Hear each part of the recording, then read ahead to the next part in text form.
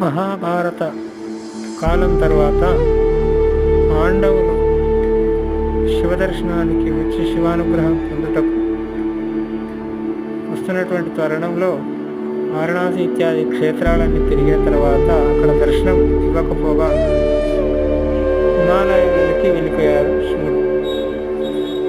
వెతుక్కుంటూ అలా అన్ని క్షేత్రాలు నిర్మాణం చేస్తూ ఇలా తుంగనాథకు వచ్చారు పాండవులు. అక్కడ కూడా దర్శనం ఇవ్వకపోగా స్వామి అక్కడ నుంచి మరలా వేరే చోటుకు వెళ్ళారు. తర్వాత దర్శనమిచ్చాడు.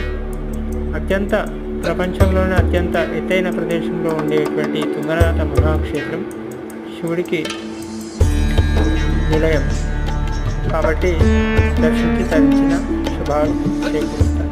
ఓం నమః శివాయ.